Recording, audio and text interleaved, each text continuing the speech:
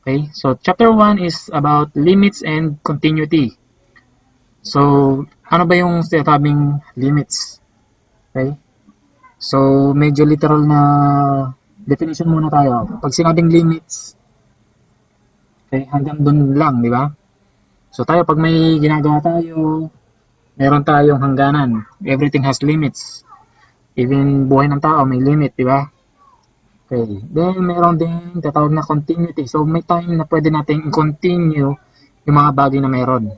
So, pag may ginagawa tayo at naubusan tayo ng oras, so, for a day, that is our limit. Then, kinabukasan, kung pwede natin ituloy, we have continuation, di ba? Limits.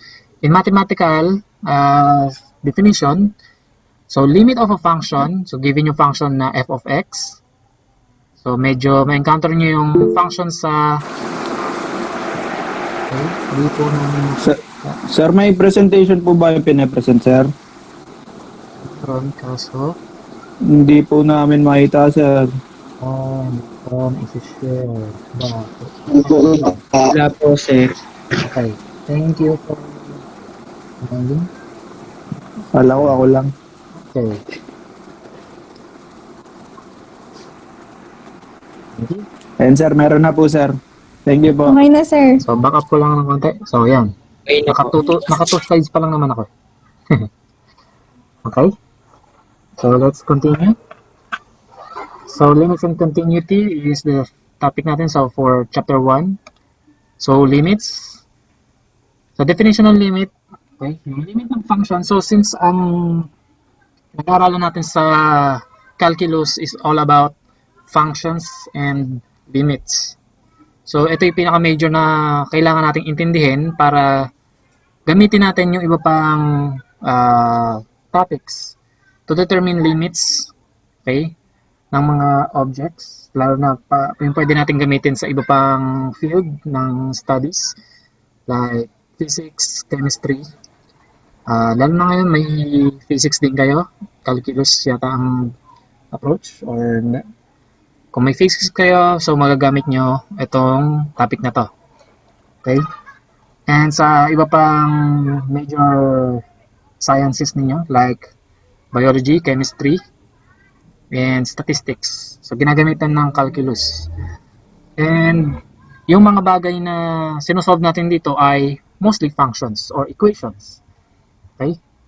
So, ano ba yung nangyayari whenever na nag-approach tayo na, for example, yung mga inputs natin, which is the x variable, whenever na nag-approach yung x variable natin, okay, yung x natin approaches a certain number, yung function or yung f of x, which is equivalent to the value of y or yung output, ay nagre-reach din sa certain number, which is yung number L, which is the limit of the function. Okay? So, kapag may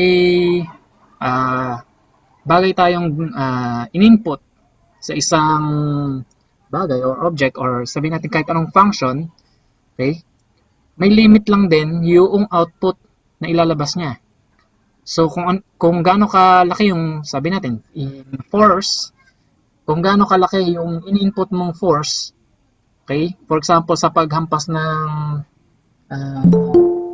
bat dun sa baseball, okay, kung gaano kalakas yung force na in-exert mo, okay, dahil dun sa iyong motion or yung lakas ng force mo, magdedepende doon yun yung layo ng o yung limit na maaabot ng iyong bola, di ba?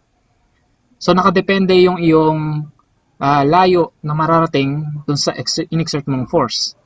So yung limit na ginamit mo as x approaches to your a certain value, kung hanggang saan ka lang aabot, di ba?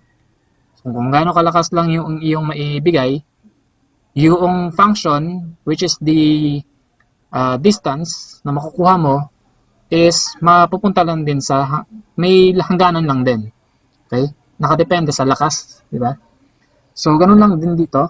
So, yung limit ng function or yung value ng f of x, which is equivalent to y, as your x approaches c or a certain value c is the number L, which is the limit. Okay? So, in mathematical expression, ito siya. The limit of the function f of x is equal to L as your x approaches c. Okay? So let's have a lazy pointer. Okay. So limit of f of x is equal to L as x approaches c. Okay? So since kayo ay mga amats, kailangan natin i-define to in mathematical sense. If for every number, paano natin ipoprove na ito ay definition ng limits? If for every number na epsilon na greater than 1, okay, so meron tayong gagamiting epsilon. So any number na makukuha natin, there exists a corresponding number delta. So magkapares lagi yan. Kung gagamit ka ng epsilon na greater than 0 or positive na epsilon, any number positive, meron din ka dapat makuhang delta greater than 0 na positive din, such that sa lahat ng x na gagamitin mo, okay, ito yung kakalabasan dapat, na yung x minus yung certain number na yung i-approach, okay, so yung absolute distance nila, diba? So yung distance between 2 points ay pinapakita ng ng difference. The difference between two values ay yung distance nila. So yung x minus c, absolute value, okay? So yung layo ng c dun sa x, okay, ay dapat yung absolute distance nila ay mas maliit lang sa delta na makukuha mo. Where yung f of x minus L, or yung distance naman ng value ng function mo minus the limit, okay, sa kung ano man yung magamit mong epsilon, dapat mas maliit din sa value ng epsilon na yon. Okay? So, ganun lang yung ibig sabihin. Pakita natin by graphing. Okay? So, for example, ito yung C natin. Okay? So, along the x-axis, kung yung x natin ay papunta sa C, every time nagagamit tayo ng x na value, i-approach natin yung C. So, that means, okay, so yung value ng f of x mo, lalapit din dapat sa L based dun sa inyong graph ng function, which is that curve. Okay? So, di ba, pag nag-approach yung value ng x mo, palapit sa C, yung f of x, which is yung value ng y, so y-axis, yung blue na dot na yun, or point, okay, lalapit din dapat yan sa L. Okay? So, mag-equal sa L yung function mo kapag ginamit mo yung C. Okay? That is your limit. So, ngayon, so for every epsilon, okay, yung epsilon natin, sabihin natin yung distance ng L na yon hanggang sa given na possible na location ng iyong f of x. Okay? So, pinapakita lang dito na yung delta is itong mula rito sa close parenthesis na to, or yung point na to, so pinaka-limit ng iyong interval hanggang dito sa C, that is your delta. So from C to delta. Okay? So yung value ng point na to is actually delta na. So yun, now ito ay C minus D na yung point na to. Etong distance nito from this point up to yours is delta. Okay? Now, yung x na yon, yung value ng x mo should be in between C and C minus delta, or pwedeng nandito sa kabila. Ibig sabihin nitong expression na to na your absolute distance ng x minus C is less than delta, ay dapat yung position ng x mo is in between dito lang sa interval na to. So from here hanggang dito. Okay?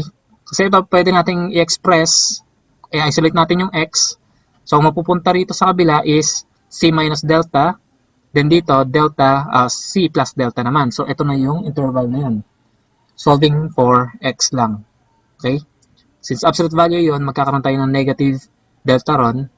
Then, remove C dito sa kabila. So, magkakaroon ng C minus delta. Dito naman ay C plus delta. So, yun lang yun. Okay?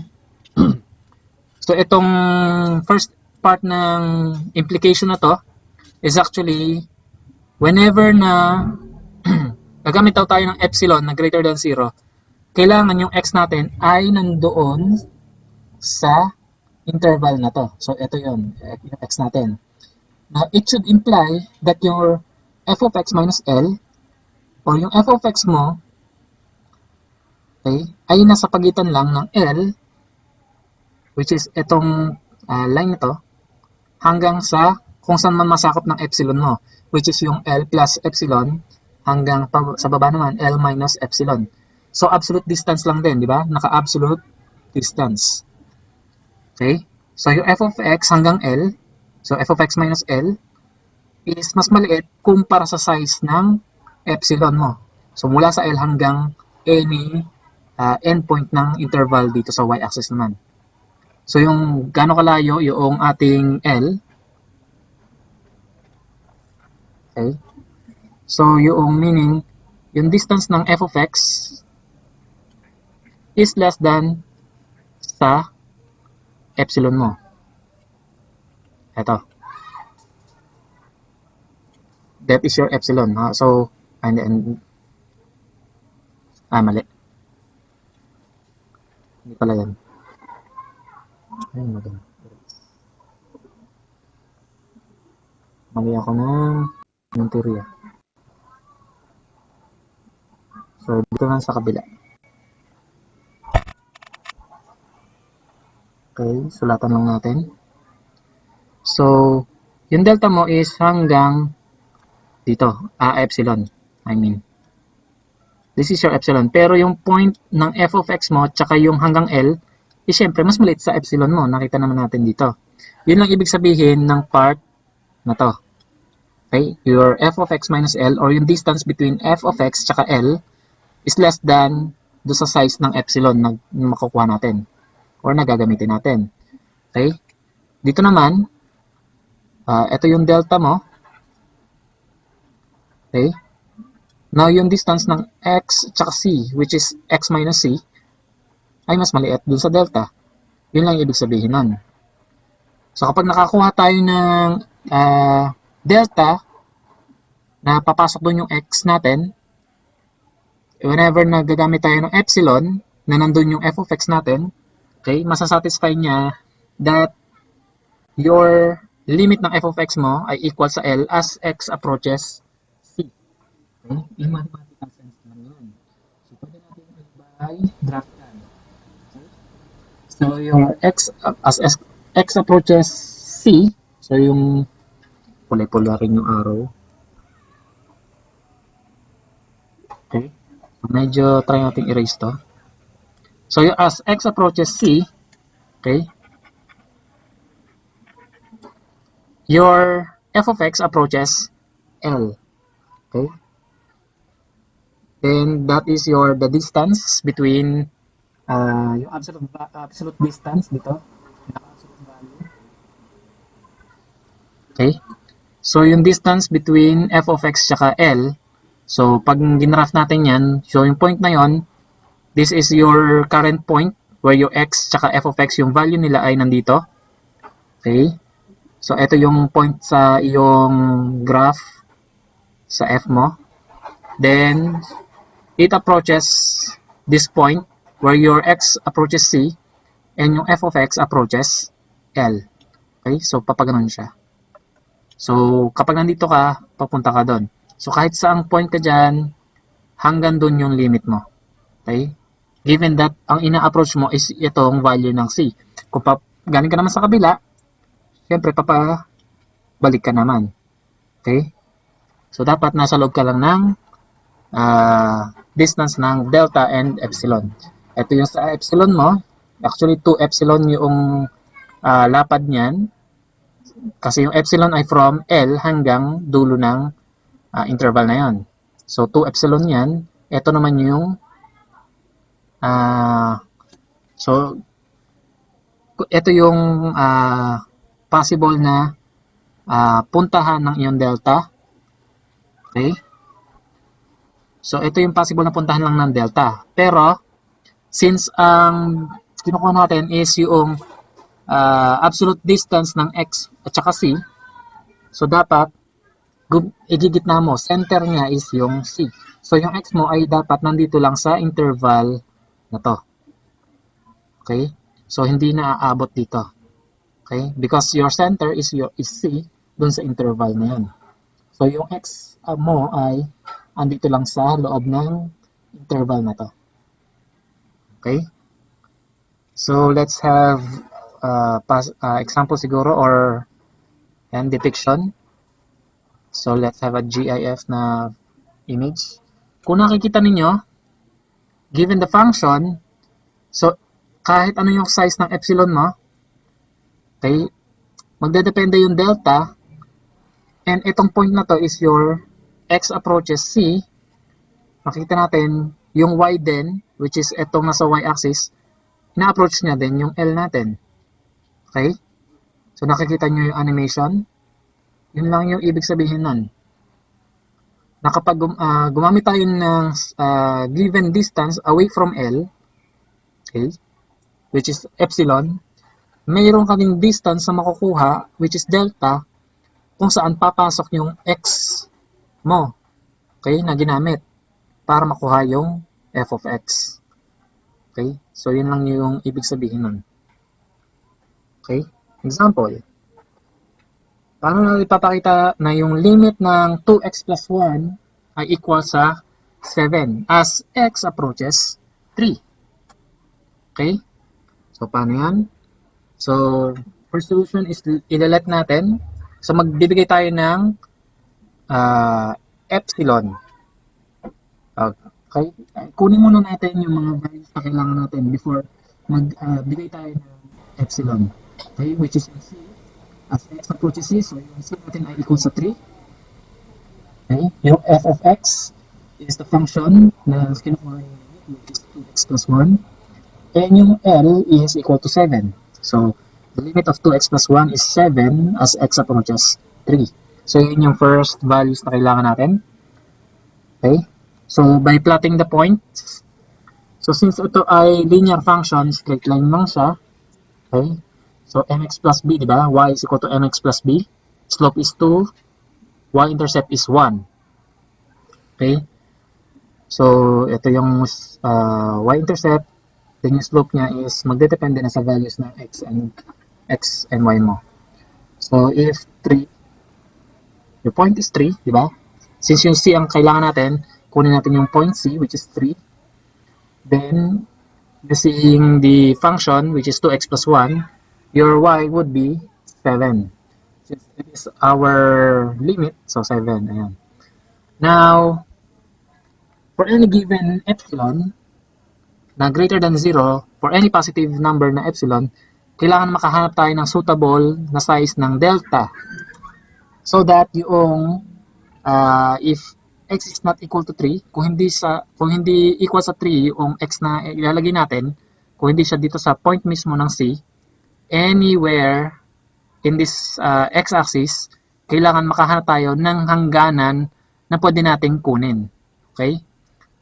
Then, and yung sinasabi ko kanina na yung absolute distance, pag i-manipulate natin, na iniwan natin yung x sa gitna, ito yung mangyayari. So, 3 minus delta, okay, is less than or equal to x, and 3 plus delta is greater than x. So, ito yung magiging interval. Okay?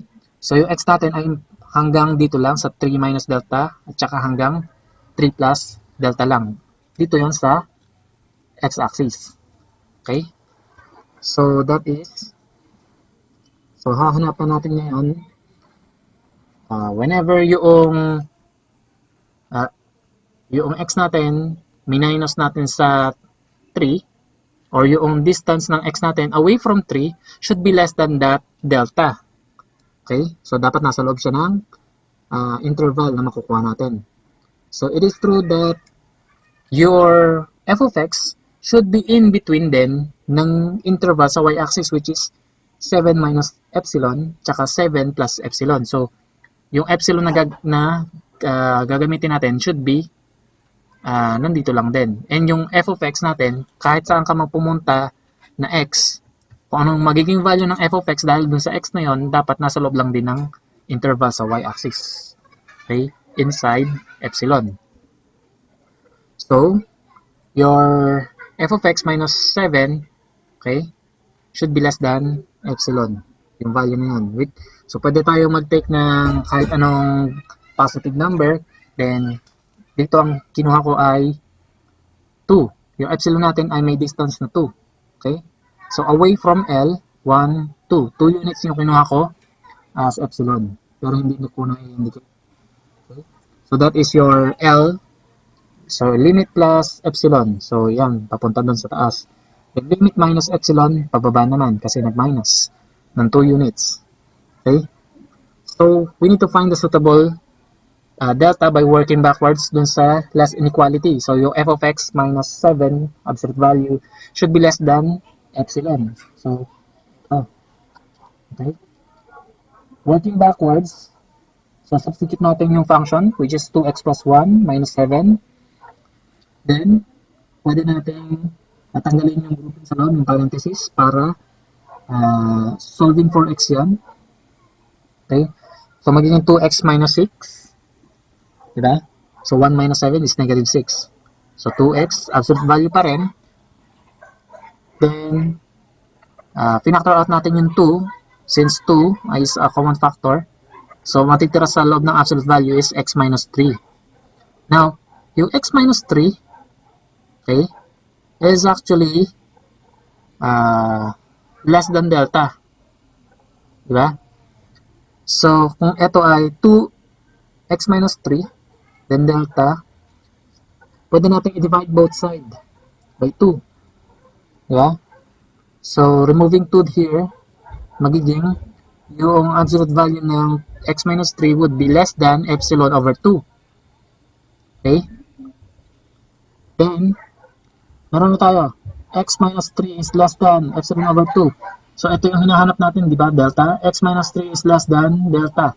So, we can take delta is equal to epsilon over 2. Okay? So, pwede natin gamitin yan.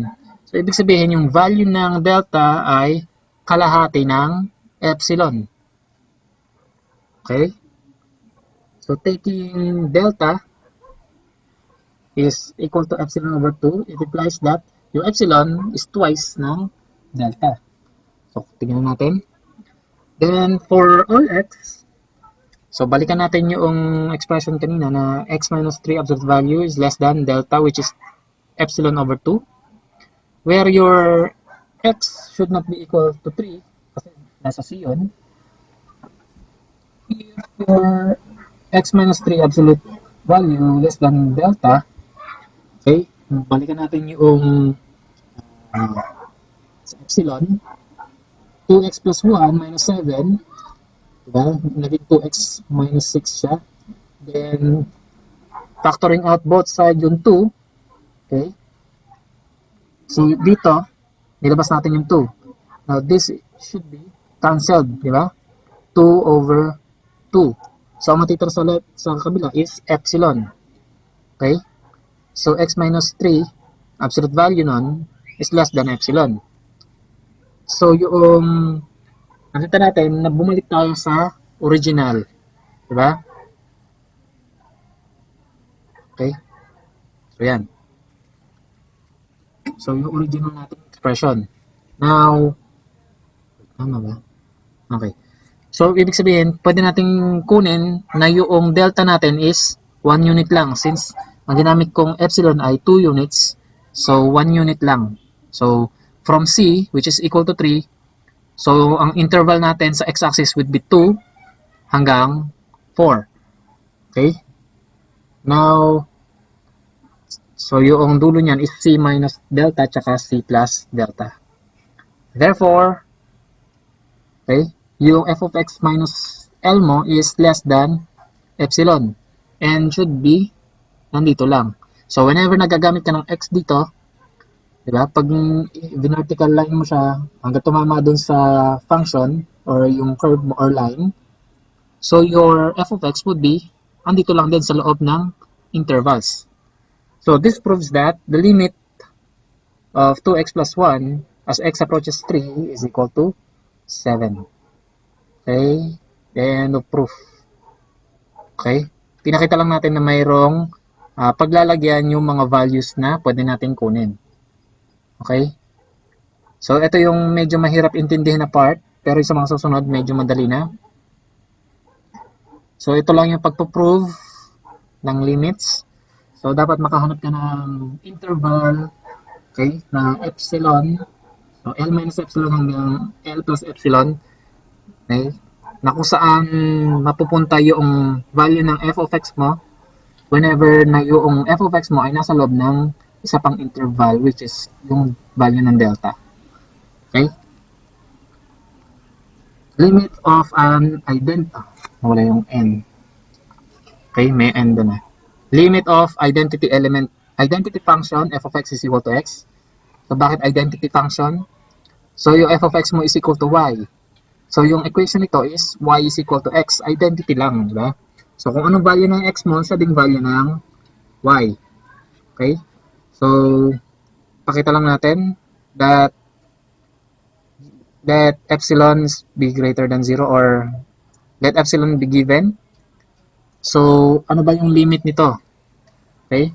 So, kailangan alamin natin yung limit. So, given na yung epsilon is greater than 0 lagi, okay, we must find a delta na positive din such that for all x, okay, ito yung kailangan natin i-satisfy. Yung value ng x mo, so ito dapat f of x minus L. So, hindi ko na-edit to. So, sulatan natin. Pa kaya? So, this one is should be f of x minus L. And epsilon. Mali yan. Okay?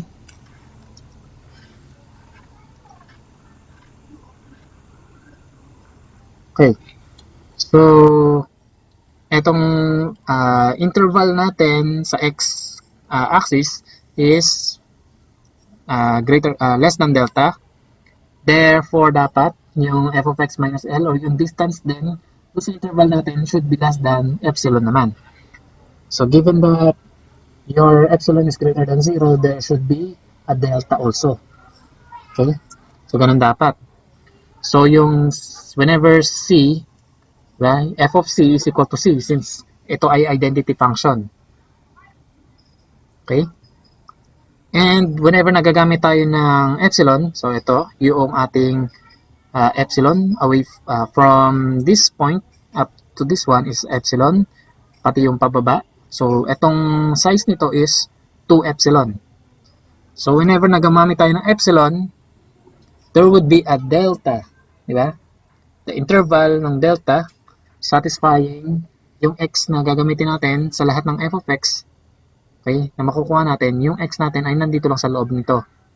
Okay? Since it is y is equal to x, identity siya. Diba? So, this holds if yung delta ay equal sa epsilon for any smaller positive number. Lagi silang true if equal yung size nito. Diba? Yung size nito, equal dun. So, nagsasatisfy na kahit anong epsilon ang gamitin mo, magsasatisfy na papasok yung f of x tsaka x mo dun sa intervals ng delta and epsilon kahit sa anong number. Smaller positive number. Basta equal yung epsilon and delta mo. Okay? Dito naman. Okay? Thus, yung limit ng x is equal to c. Diba? Because, as x approaches c, yung limit mo, yung value ng f of x mo is magiging equal sa c lang din. F of c is equal to c. Diba? Same lang yung value ng x mo dun sa y. So, kung saan man mag-approach yung x mo, same value lang din yung ma-approach ng function mo, which is equal lang sa x. Limit of a constant function where your f of x is equal to k, where k is a constant. Okay? So, pag ginraph natin yan, that is just y is equal to k, where your k is a constant. Constant yung value. Okay? So, kahit saan ka magpuntang x, iisa lang yung value ng y mo. Okay? So, horizontal line lang siya. So, let an epsilon greater than 0 or any positive distance away from your limit. Kailangan makahanap ka ng delta na positive din such that masasatisfy niya pa rin yung ito. Pero yung ating f of x ay equal sa k and your limit is also k. Okay? So, k minus k is 0. Since equal yan sa 0, 0 yung distance nito and it always less than any positive number epsilon, di ba? Since positive yung epsilon mo, and 0 yung k minus k, always less than epsilon yun. Now, always namang 0 yun, k minus k lagi yan. Okay? Any constant nang gamitin mo. So, ito, satisfied niya na lagi. We can use any positive number na delta. Kasi automatic, laging 0 is less than epsilon. Since positive yung epsilon, not equal to 0. Diba? Greater than 0 dapat siya. So, 0 is greater than any number not equal to 0 na positive. Okay? So, ito yung epsilon natin, o kahit pa malaki pa yan, diba? Kahit anong gamitin nating delta, pasok pa rin yung, isa pa rin yung ating value ng limit, andito pa rin. Okay? So, the limit of k is equal to k as x approaches c. Limit of a constant is still a constant. And the proof, let's have an example. Find delta. Okay, for example dito, may specific na value yung epsilon. How to find a delta na positive that works for a given epsilon is equal to 1 in this expression. The limit of square root of x minus 1 is equal to 2, where your x approaches 5. Okay, paano kaya yan? So, ito yung graph ng ating function which is square root of x minus 1. Okay? So, kalahati siya ng parabola opening to the right. So, we have yung solution natin, yung f of x minus L. Okay, yung absolute distance between the f of x hanggang L should be less than epsilon. Okay? So, ito yung ating C and L given the point dun sa ating function f. Now, let's have an epsilon which is equal to a unit of 1. Okay? 1 unit lang away from L yung given, di ba? So, epsilon is, ang value niya ay 1. So, hanggang dun lang. Okay? So, from 1 to 3, kailangan yung f of x mo ay pasok lang dito. Okay? Ito yung sinasabi nun. F of x minus L. So, for example, nandito yung f of x mo. So, yung distance niya hanggang sa L ay mas maliit pa rin sa epsilon. So, from 2 to 3, yun yung epsilon mo. And also, substitute natin yung f of x which is square root of x minus 1 minus the limit which is equal to 2. So, ito yung mga values na yun. So, ito yung f of x mo. Ito yung L. Itong 5 is your C. Okay? So, kapag in-evaluate natin and we isolate x, solving this, we will get an interval of 2. Okay? 2 is less than x, less than 10. So, paano mangyayari to? Okay? First thing na gagawin natin is remove negative 2 dito sa gitna. So, ito ay magkakaroon ng paano ba yung kanyang solution? Paano tayo mag-arrive sa kanyang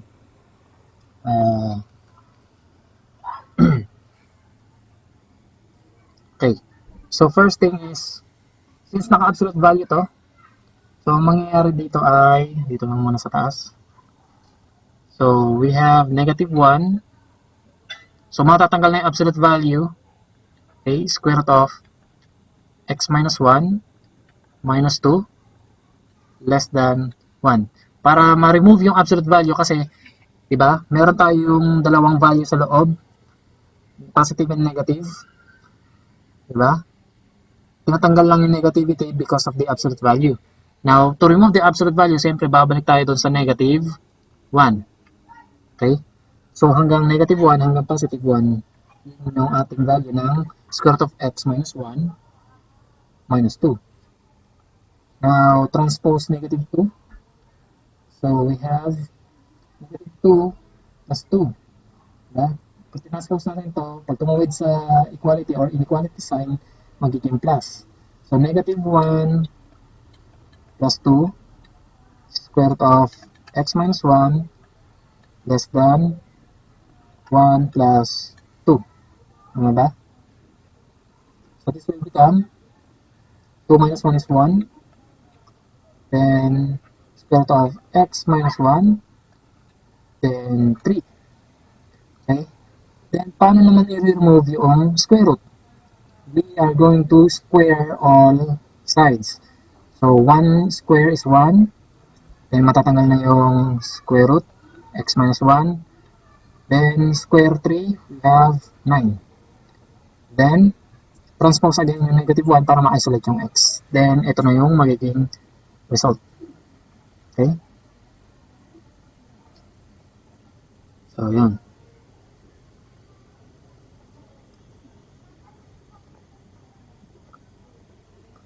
Okay?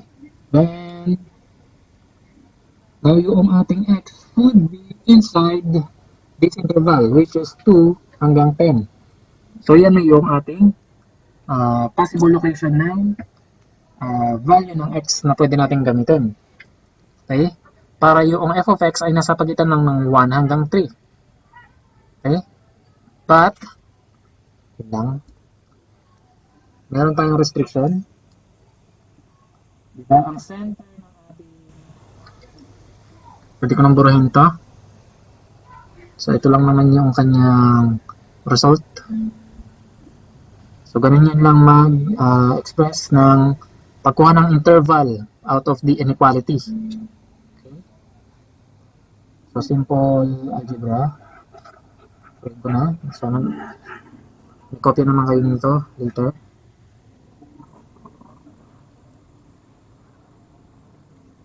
Okay. So, yung x natin away from C is less than delta. Kaso, ano ba yung delta na yun? Okay. So, yung C natin is equal to 5. So, x minus 5 is in between delta. Pero, since alam natin na yung delta natin should be equal on both sides. Okay. So, ano ba yung pinakamalapit na endpoint dun sa interval natin? So, 2 tsaka 10, ang pinakamalapit na endpoint ng interval na to sa 5 is in 2. And it is 3 units away, okay, from C. So, ano yung magiging interval natin? That is our 5 minus delta less than or equal to x, 5 plus delta. So, same approach lang din ito para makuha natin yung interval na kailangan natin. Doon sa ginawa natin kanina rito. So, x minus 5, labas lang natin yung absolute value, negative delta 1, nandito. Then, transposing negative 5, so may 5 ka both side. Na-isolate yung x sa gitna. Okay? So, since kailangan balance, your x should be in between these values. So, 5 minus delta, tsaka 5 plus delta.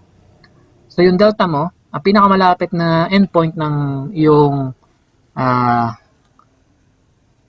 interval sa C, okay, para pantay sila, diba? Minus delta tsaka plus delta, yun lang yung distance mo. So, ang pinakamalapit mong endpoint ay ito. So, ganun din dapat kalayo yung kabila. Okay? So, yun siya.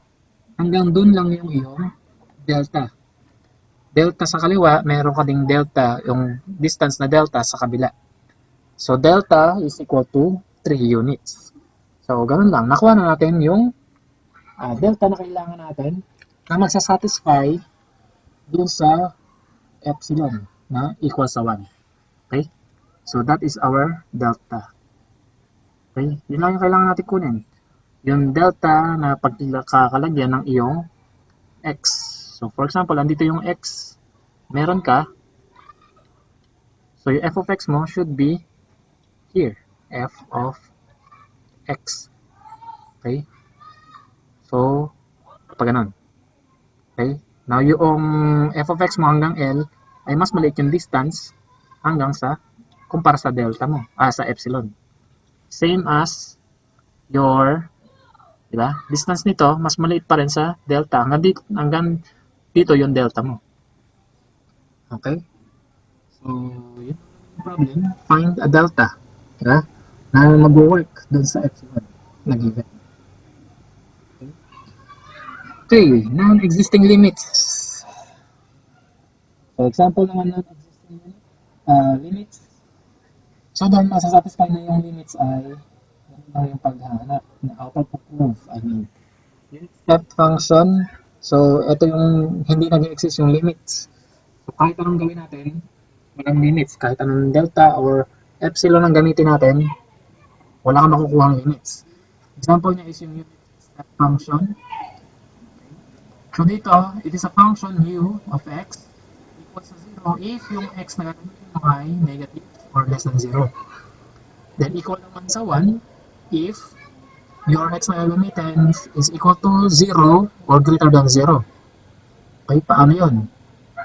For graphical representation, ito yung itsura niya sa graph. Okay?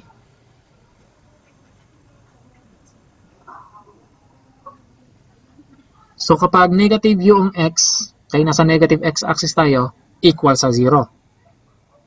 Pag positive yung x, equal sa 1. From 0, okay, including 0 hanggang positive x, included yung 0. So, equal sa 1. Open circle yung endpoint nitong line na to because hindi included yung 0 dito, di ba? X is greater than 0. So, hindi siya equal sa 0.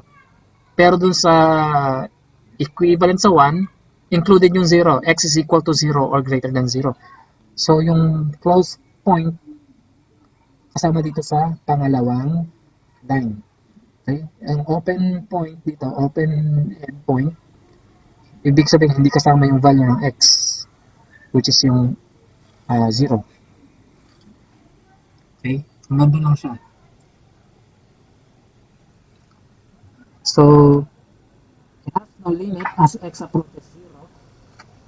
So, from the left, as pag ina-approach mo yung x is equal to 0, ang equivalent na limit mo ay 0.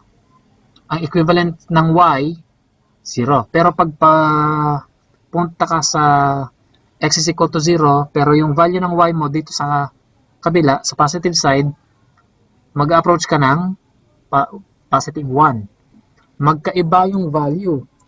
If jumps, di ba?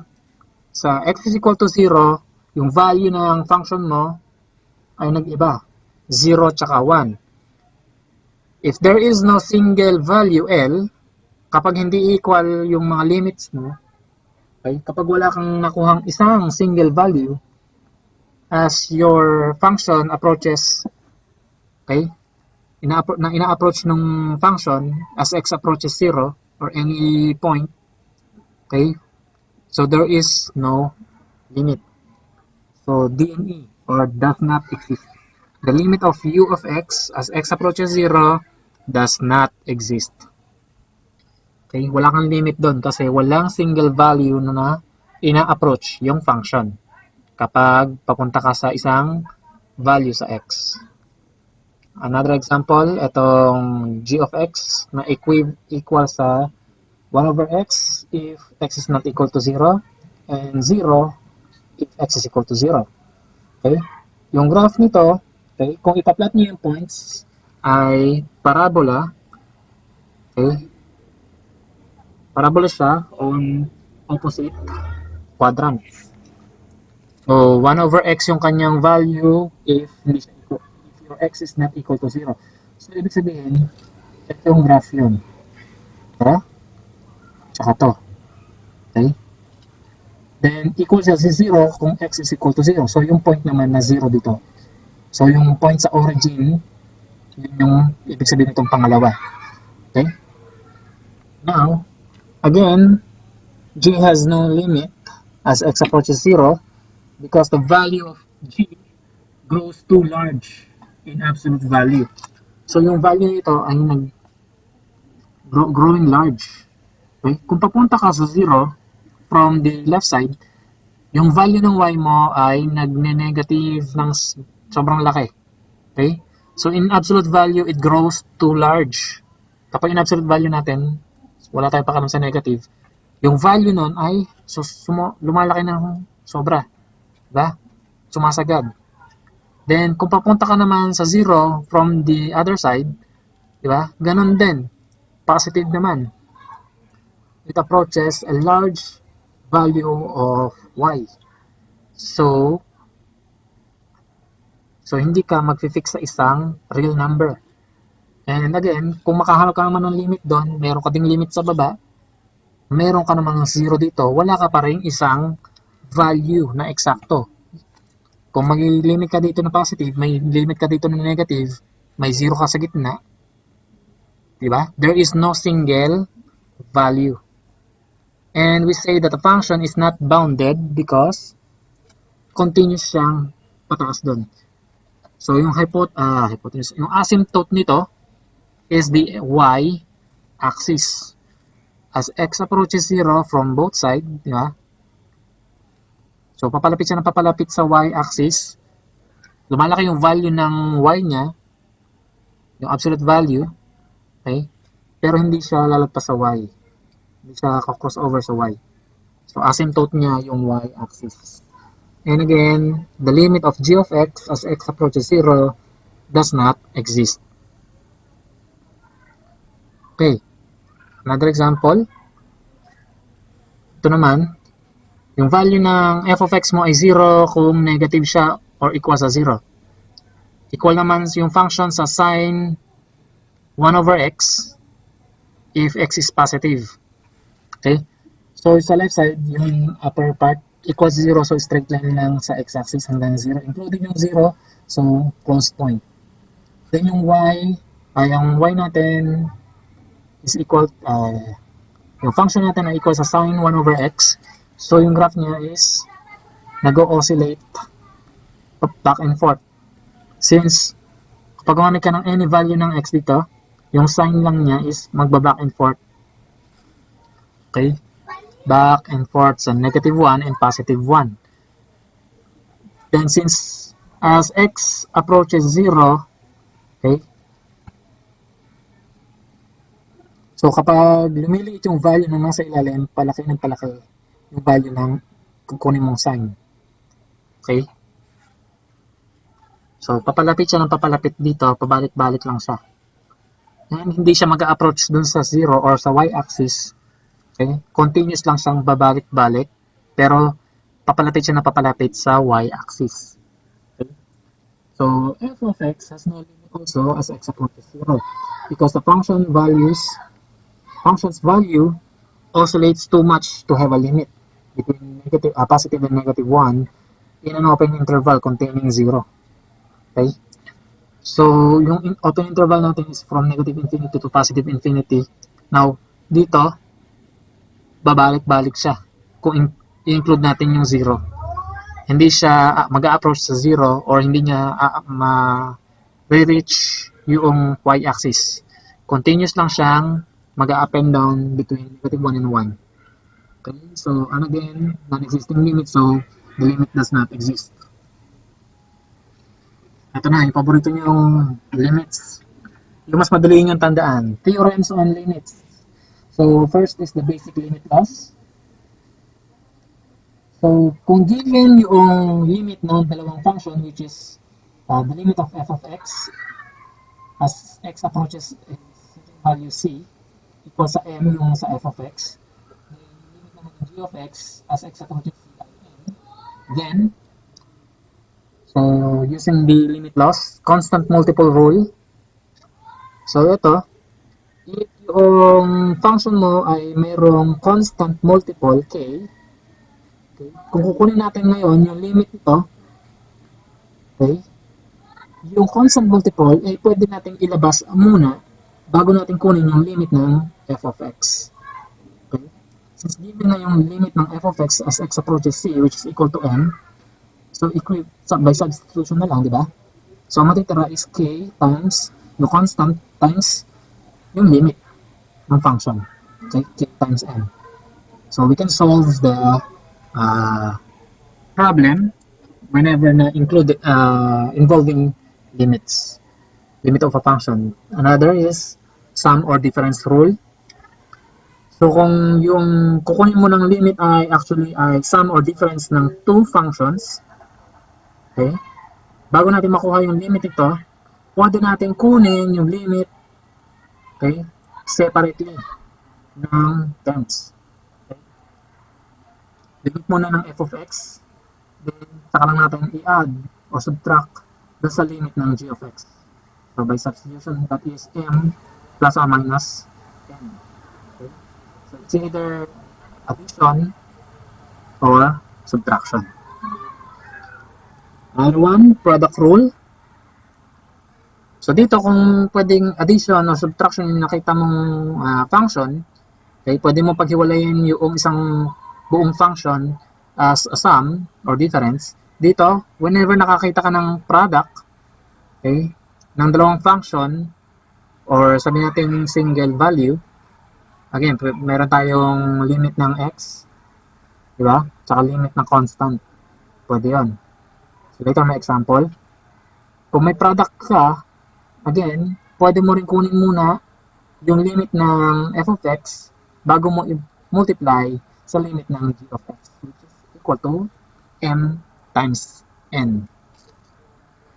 Okay. Ito. Next one is quotient rule. Laging mayroong restriction sa division. Okay?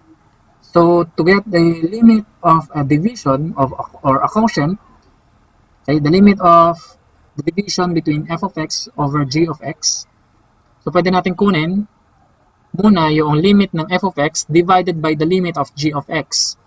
So, equal lang yun sa m over n as long as yung limit ng denominator mo or limit of g of x or n ay not equal to 0. Again, division by 0 is undefined. So, ingat tayo doon. Hindi po pwede kapag nag-0 yung limit ng ilalim.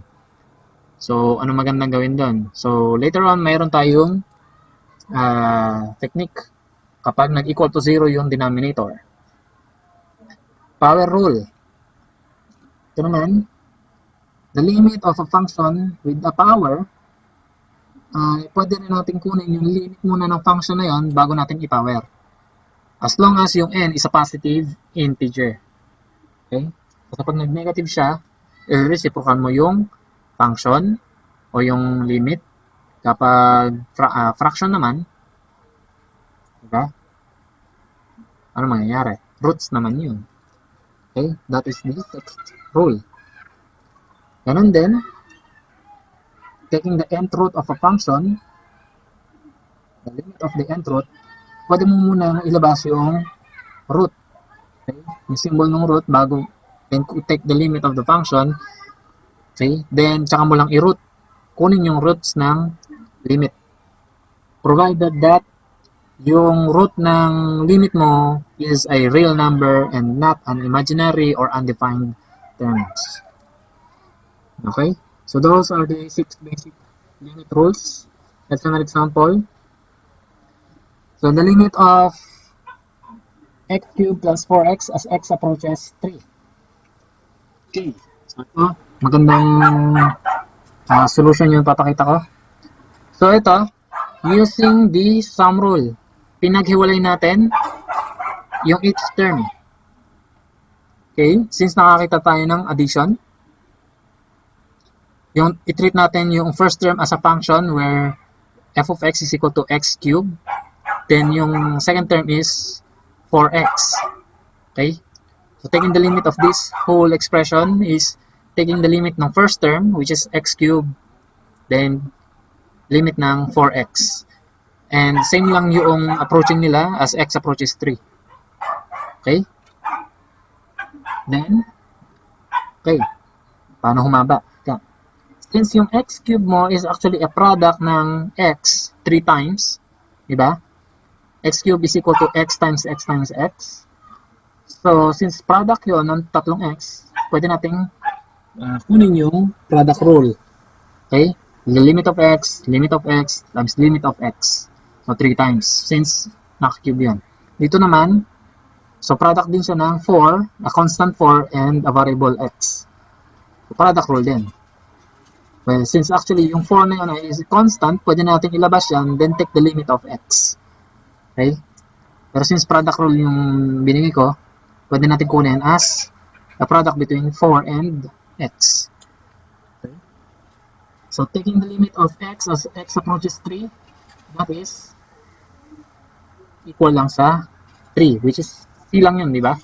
So, yung example natin before, limit of x is equal to c as x approaches c. Diba? So, kung anong value, kung saan nag-approach yung x mo, dun lang din magiging limit kung x lang yung function mo. Okay? Identity function. Diba? Identity function na to. F of x mo equal lang sa x. Y is equal to x. So, equal lang yan sa c, kung saan mag-approach. So, itong tatlo na to would be 3 times 3 times 3. Then, limit of a constant is 4. So, 4 lang din yan. Kahit approaching pa sa 3. Then, times the limit of x. Again, identity, 3 lang din yun. So, madali mo nang i-solve. So, 3 times 3 times 3. Then, 4 plus 3 is 12. We have 39. So, the limit of x cubed plus 4x is 39 as x approaches 3. Okay? So, malinaw yung unang example.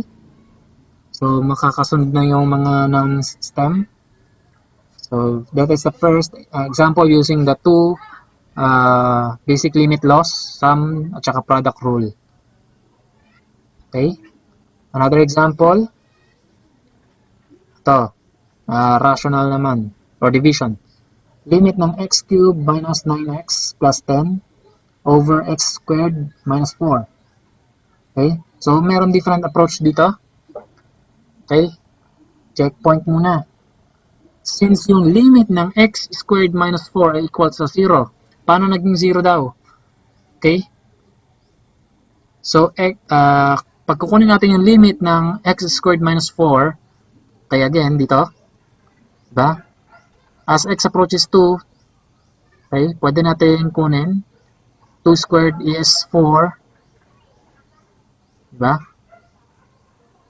Minus 4, equal yun sa 0. So, the limit would be equal sa 0. We cannot use quotient rule agad-agad. Okay? So, it's either simplify the function to evaluate the limits first. Okay? Simplify muna yung function. Ito. Tumbuo na to. Paano natin isi-simplify? We can find a common factor from the numerator and denominator. Okay?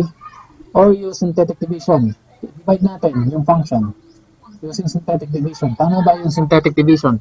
Meron tayong long division and synthetic division. Okay? So, para doon sa mga hindi nakakaalala ng synthetic division, let's use that. Kung madali mo makikita by factoring, kung ano yung common factor nito, much better. Pero kung hindi, you can use other methods, long division or synthetic division. Yes, that is the yung denominator. That's the factors ng denominator. How about the numerator? Hindi natin agad makikita, di ba? So, magta-trial and error ka. Rather than doing that, we can use synthetic division. Synthetic division uses yung coefficients ng every term. Okay? Kapag missing yung x squared, kaya dito, yung mga terms natin, dapat susundin natin yung sequence nila, decreasing yung exponent. Cube, squared, x raised to 1, then constant term. So, yung coefficient ng x cube is 1. Yung sa x squared ay missing, so 0. Then, yung single variable lang, x lang, negative 9. I-include natin yung operation sa unahan niya. So, negative yung value nun. Then, plus 10, which is the constant term. Okay, kunin natin yan. Then, we need to find a common factor dun sa ating, or common roots dito. Paano makuha yon? Is tignan natin yung dulong number. They are both divisible by 2. Diba? Ang factor lang naman ng 4 ay 4 and 2. Dito, 5, 2, and 10. 1, 2, 5, and 10. Okay? So their common factor is 2. So we can use that. Okay? Since x equal to 2 is a root of both x cubed minus 9x plus 10 and x squared minus 4. We can take the roots or yung factor mismo ng dulo. Okay? So kung sanay na kayong kumuha ng roots in your algebra or mag-factor, so importante remember in calculus, ito na paalala ko, you need to recall your algebra and slightly yung trigo. Okay? Malaking importance nung tandaan nyo yung finding the roots, yung special products and factoring para mabilis kayo makapag-solve kung kailangan mag-simplify ng functions or equation. Okay? Kasi kung hindi simple yung inyong ina-evaluate na function, masasakit ang ulo ninyo para lang maintindihan kung anong gagamitin ninyong rules or laws. Okay? So you need to practice your simplification methods sa mga equations and functions. Okay. So using synthetic division, since x is equal to 2 is a root ng both numerator and denominator, okay, using synthetic division, we will use that as divisor. Okay. Now, in synthetic division, kailangan natin yan. Then, we will have a final answer sa baba. So, ang focus natin dito is find a factor. Since x is equal to 2 is a root, then yung x minus 2 would be the same factor nitong dalawa kung magsi-zero yung dulo natin dito. Okay. So, bring down 1. Always bring down yung first kasi wala ka namang i-add or subtract. Then, using that, 1, then multiply natin. Okay? So, bring down 1, then multiply with 2.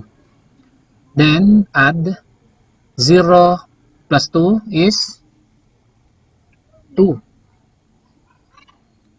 So, we will add. Ito, in-add natin kasi wala naman tayong in-add. So, bring down na lang. Then, dito, multiply with your gagamitin natin root. So, 0 plus 2 is 2. Then, 2 times 2 is 4. Then, add again. Negative 9 plus 4. We have negative 5. Okay. Then, negative 5 times 2. We have negative 10. Then, pag pinag-add natin itong positive and negative 10, we will have 0. Now, since 0 yan, kunin ngayon natin yung values nito. Since x cube yung una, doon sa divide natin, mababawasan siya ng isang factor. So, this will become battery. Wait lang. Ang aking okay. So, nakikita pa ba?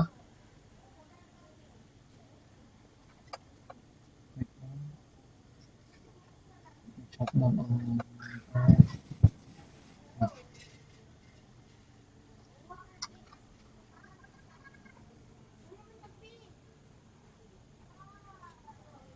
Okay.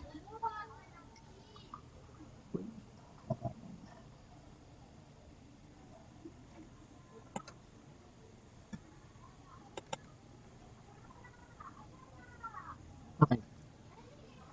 Kita pa ba? So, ang kunin lang natin dito is x squared na lang.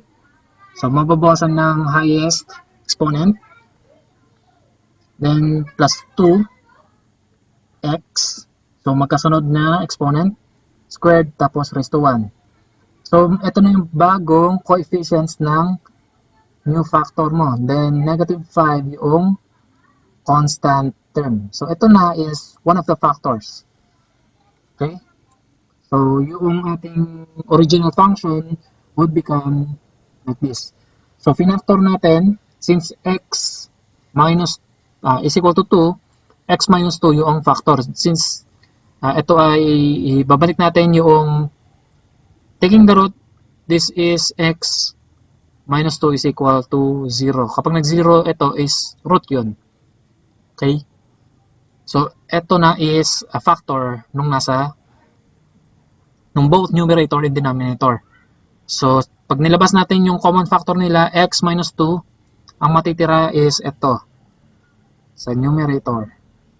Okay? So, x squared plus 2x minus 5. Then sa denominator, yung binigay kanina na factors, x minus 2 and x plus 2. Now, since mayroon tayong common factor, we can remove that, cancel. So, matitira is yung bagong division of functions. So, x squared plus 2x minus 5. Now, since okay na siya because as x approaches 2, yung denominator mo, yung limit niya would not be equal to 0. Okay? So hindi na magiging 0. So, pwede na. Okay, yung limits. So, yung limit natin, pwede natin i-equal na yan. So, ito yung ating original problem. Transform natin siya into this. Okay? So, the limit of x squared plus 2x minus 5 over x plus 2 as x approaches 2. So, using quotient rule, pwede natin paghiwalayin yung denominator and numerator. Kunin natin both yung limits. Limit ng numerator is yan. So, x squared yun. So, x times x. Constant. By identity. 2 times 2, which is 4. Dito naman, constant 2. Kunin lang natin. Since x approaches 2, so magiging 2 lang yung x na yon. 2 times 2 again is 4. Then, a constant 5, kopya lang natin, negative 5. Then, sa denominator, as x approaches 2, since yung x natin dito, magiging 2 lang din. So, 2 plus 2. Okay?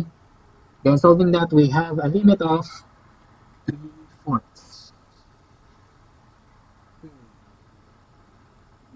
Limit ng polynomials. Okay, another theorem on limits. If yung polynomial natin is in the form of a polynomial, yung function natin is actually a polynomial na composed of many terms. So, in short, pwede lang natin gamitin yung sum rule, sum or difference rule. Kung ano man yung diba? Pwede natin sum or difference na mga yan. Multiple terms. So, kunin lang natin yung limits ng bawat term, then add or subtract. So, the limit is, ganun lang. Okay? Pwede natin kunin yung mismong value ng c. Substitute lang natin yung c dun sa variable x. Okay?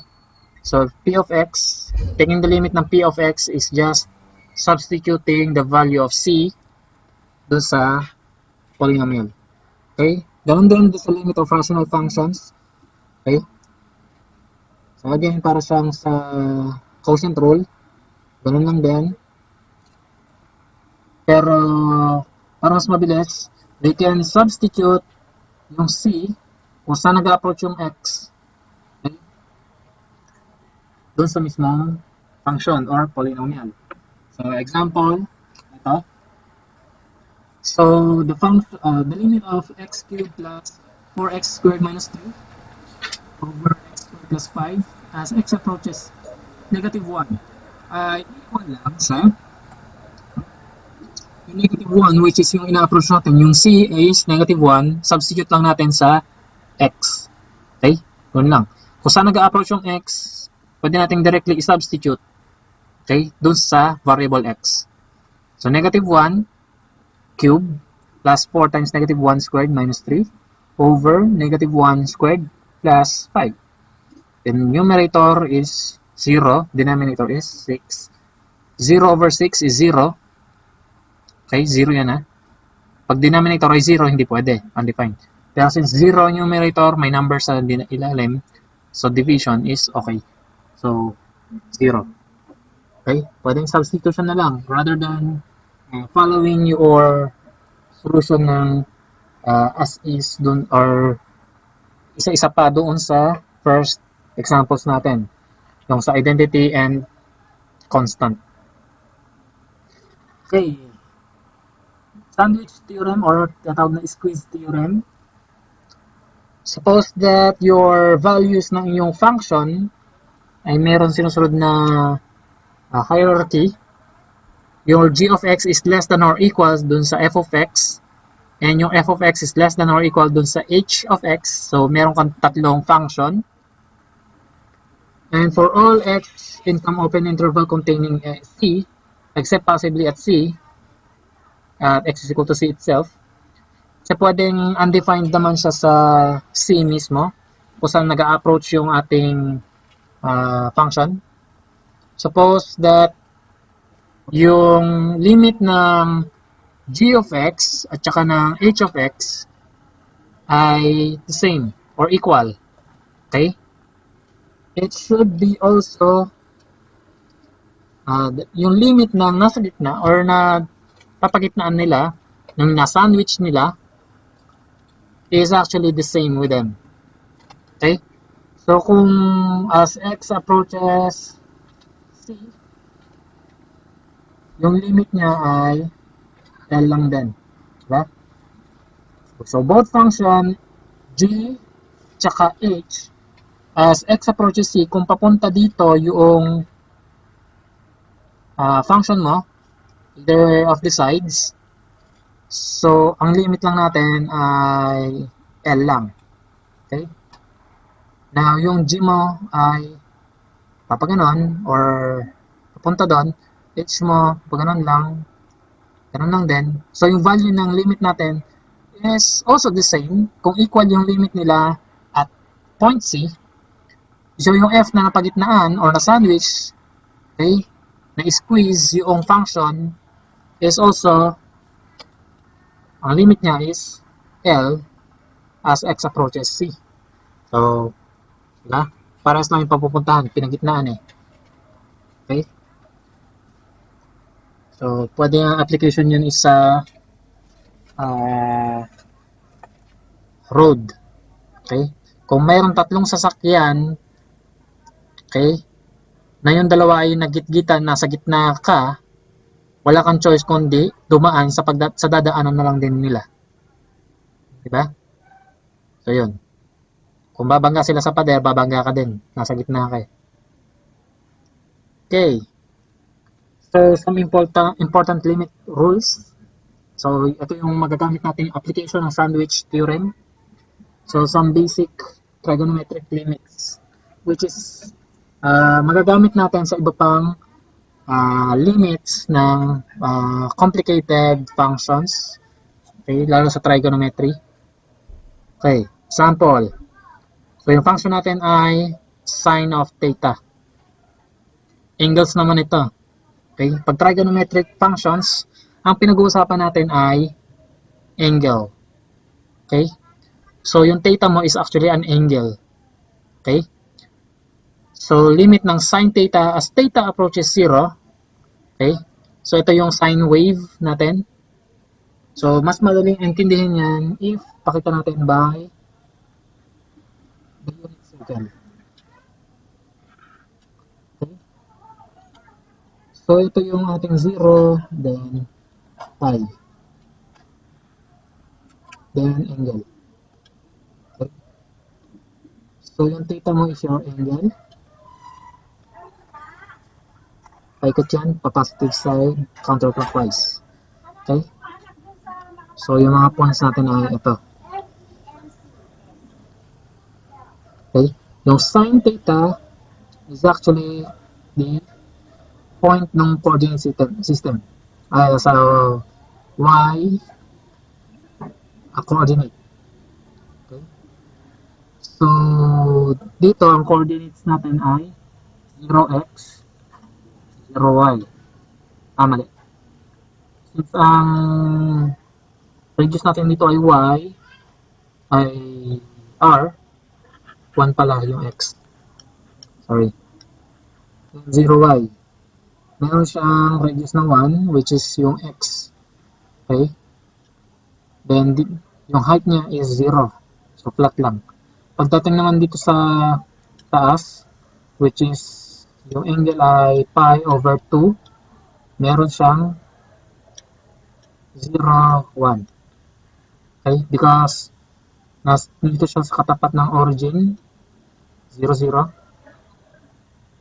Diba? Yung x natin ay 0 and meron tayong height na radius which is 1. Diba? Unit circle yan. 1 unit lang yung distance ng radius. Now, i-mirror lang natin yung coordinates nitong 0 angle which is negative 1, 0, negative x-axis. Diba? So, yung point ng dito ay nasa negative x-axis which is negative 1 and 0 height. And dito naman is 0, 0 yung x nasa tapat ng origin. And negative 1 naman yung y kasi nasa baba yung height, negative height. Okay? So ito yung apat na sa axis pa lang yung muna. Now, if yung limit ng sin theta as theta approaches 0, so dito, papunta sa 0 yung angle mo, pabalik ka ron. Okay? Or papunta ka dito. So 0 degrees angle or 0 radian andito. So doon papunta yung iyong function. So ano yung value ng sin theta? Which is actually yung coordinates ng ito yung cosine theta mo which is your x coordinate. Then yung y mo ay sin theta. Okay? Trigonometry na to Okay. Pwede nyo i-recall ito. Okay. Sa mga ayaw ng trigo nung junior high. Yan. Good luck. Medyo pinibigay ko pa sa inyo to para ma-recall and maintindihan nyo yung nangyayari. Okay. So, as theta, okay. So, ito, pinakita lang natin ito using circle.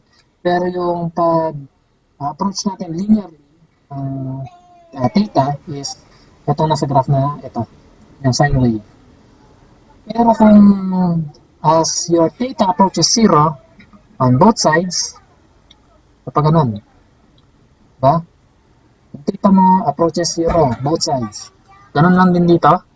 Kung papunta ka sa 0 degrees, anong magiging value ng sin theta? Okay? Or ng y coordinate mo, which is equal to 0 lang, di ba? Okay? So yung yan yung sine wave mo, yan yung function mo, y is equal to sin theta. Solution mo, okay? Given na yung sin theta mo is in between the absolute value of the angle or theta, okay? At saka dun sa negative angle, so nakita natin dito, kung papunta ka dito sa baba, negative angle yun. Kung pataas ka, kung pa ganon, positive angle. Na kung babalik ka sa 0, using the negative angle and positive angle, okay, yung sin theta mo is in between that. For all angle na mayroon ka, okay, yung sin theta mo is in between those two. Okay? So, So, ito yung y is equal to negative theta. Since, ang kinukuha lang natin dito, kung yung theta mo ay negative, yung y mo is equal to sa theta, pero negative lang din. Okay? So, both negative. Negative theta din yung y. So, negative lang din. Kung positive naman, y is equal to the absolute value of theta. Kung negative yung theta mo, diba? Positive naman lagi yung makukuha mong y. Okay? So, yun yung dalawang function mo. Y is equal to absolute value of theta and y is equal to negative absolute value of theta. Okay? So, laging negative yung blue, laging positive yung y. Kahit anong theta ang gamitin mo. So, based from the figure and the graph, okay, using the squeeze theorem, and yung limit ng negative theta mo, tsaka ng absolute value of theta, as x approaches 0, papunta sila parehas sa origin. So, yung limit nila, yung function ng limit, yung f of x mo, would become also 0, diba? Yung value ng y mo, kung yung theta mo ay pabalik dyan sa origin, okay, yung limit itong red and blue lines would also equals to 0. Now, since nasa gitna yung iyong function, which is sine theta, diba? By sandwich theorem, 0 lang din yung kanyang limit. Okay? Pwede natin ipakita yan by using the unit circle. Kung babalik ka sa 0 angles, yung height ng iyong coordinate would be 0 lang din. Ito. Okay. Magiging 0 lang din yung y mo. So, that is your function. Okay, the limit of sine theta. Ganun siya. Another one, cosine theta naman. So, using sandwich theorem lagi tayo. As theta approaches 0, cosine theta would become, so yung solution natin is given by yung 0, y is equal to 0, ito yung straight line na yan, constant na 0 yung equal niya kahit na anong theta pa yung gamitin natin, is less than or equal dun sa graph ng absolute value of theta. Yan. Then yung blue natin is yung 1 minus cosine theta, which is actually cosine wave. Okay? Given the graph, 1 minus the cosine wave. So, yan. Pwede natin gamitin yung cosine wave na lang, pero mas magandang gamitin ito for sandwich theorem. Since meron tayong alam na functions, yung constant function na y is equal to 0 at saka yung absolute value of theta. Yan. Na nakakipagitna yung isang wave na merong function na cosine theta. Okay, since yung limit again ng 0 as theta approaches 0 at saka yung limit ng absolute value ng theta as theta approaches 0 is also equal to 0, diba? Papunta lagi sa origin yung dalawa. Then, by sandwich theorem again, yung limit ng 1 minus cosine theta ay equal din sa 0. Now, since equal sa 0 yan, alam natin, by some or difference rule, yung limit ng constant na 1 is, as theta approaches 0 is always 1. Okay? So, 1 minus limit ng pag pinakita natin, limit ng 1 is equal to 1 as theta approaches 0. Now, what would be the value kapag minus natin yung limit ng cosine theta as theta approaches 0? This would be equal to 0, di ba? Since ito ay equal sa 1, paano siya magiging equal sa 0? So, this should be equal to 1. So, So the limit ng cosine theta as theta approaches 0 would be equal to 1. Okay? So doon nakuha yon. From limit ng 1 minus cosine theta, since alam natin na limit ng 1 is 1, then the limit ng cosine theta should be equal to 1 also para maging 0 yung buong expression. Okay? So, ganun. Doon nakuha yung derivation niya. So, alam na natin yung sin theta and cosine theta. How about sin theta over theta? So, the limit of sin theta over theta as theta approaches 0 again. Kakailangan na natin ng figure. Okay? So, bago natin tapusin yung klase, mag-alas 5. Anong oras ba tayo? 5. So, meron 15 minutes pa. So, tapusin. 5,005. Tapusin lang natin to. May 15 minutes pa siguro ako. Okay? So, yung mga basic... May 90 minutes pa. So, yung mga basic na limit rules, para magamit natin later on yung mga limits na to, para mas madaling makapaghanap ng limits dun sa mga mas complicated na functions.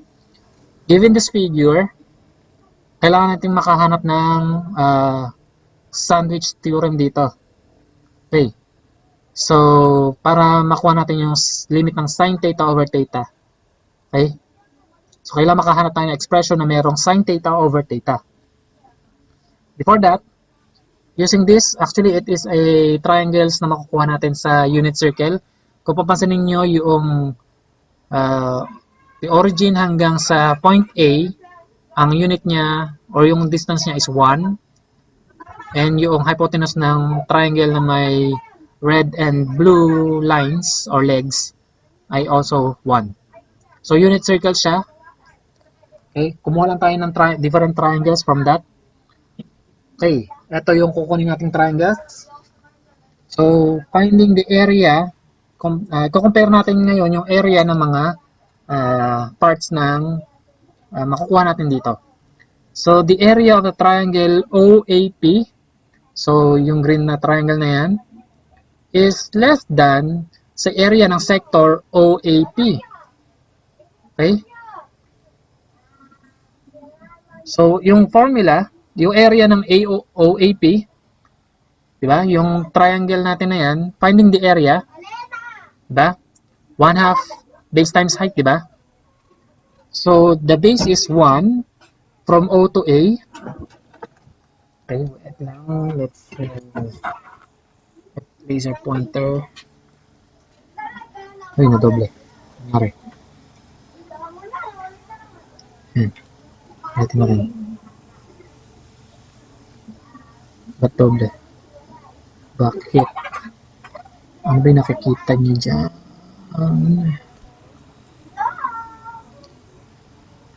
Wait lang. May papalitan lang ako. Change layout. Let's see, sidebar.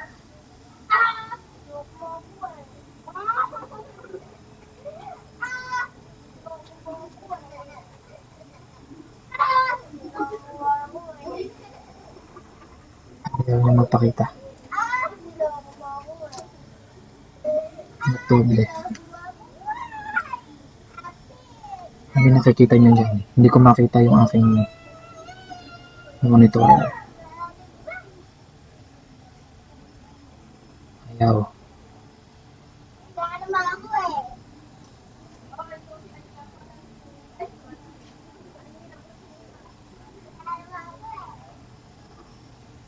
Okay.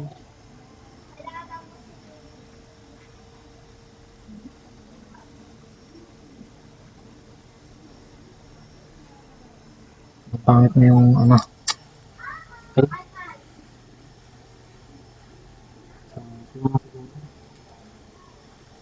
Ano kaya susundin ko rito? Okay. So, yung green na triangle natin. Wait, nasa na? Ayan. So, yung green triangle natin, ang base niya is from O hanggang A. So, yung distance nun, base natin is 1. The 1/2 base times yung height natin is Q hanggang P. Vertical distance, diba? Yung altitude. Ang sukat nun ay sin theta. So, ito yung masasolve natin yung yung area ng triangle na yan. OAP. Then, yung sector na OAP. Paano makuha yung area ng sector? It is actually piraso ng pizza. Yung area ng buong circle is pi r squared. Diba? Area yun. Now, we have pi, yung complete circle, pero dito, ang complete angle, yun yung pi. Pero yung angle natin dito is theta lang. So, ito yung kapalit ng pi, yung angle natin is theta. Okay? 1/2 pi over 2. May 1/2. Then, yung radius natin is 1. So, yun yung r squared natin. Bakit may 1/2? Okay? 1/2 r squared. R squared ba ito? That's the question. The next area ng triangle. So, wala yata yung 1/2 na yun. Area pa sector. Then yung last triangle is yung pinakamalaking triangle na makukuha natin. So, yung area niya is greater than those two areas. Now, yung kanyang dimension is, again, formula ng triangle or area ng triangle, 1/2. Then, base is again 1 from O to A.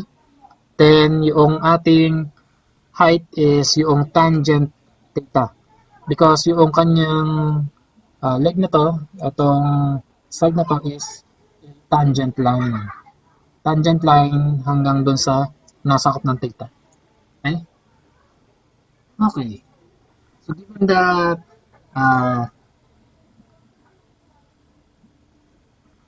inequalities, so meron na tayong sine and tangent.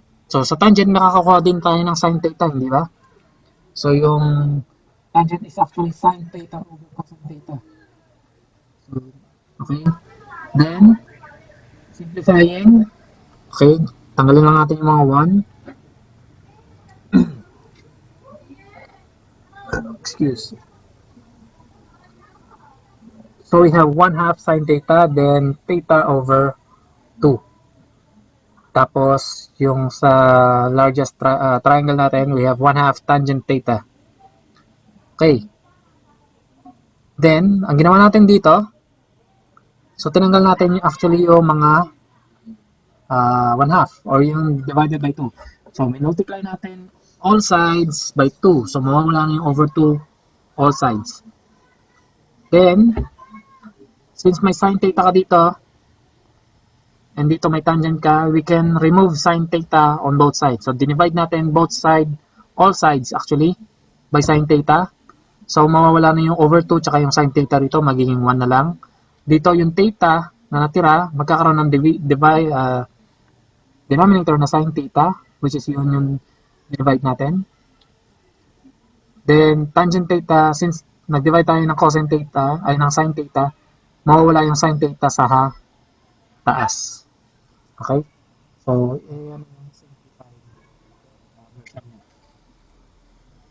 Okay? So, kunin natin yung so, ito ay nag-divide ka ng sine theta tapos nag-multiply ka ng 2. So, cancel yon, cancel yan. Dito naman, cancel na yon, magiging sine theta. Yun. Tapos dito, ginawa mo, cancel na rin yung 2 na yan.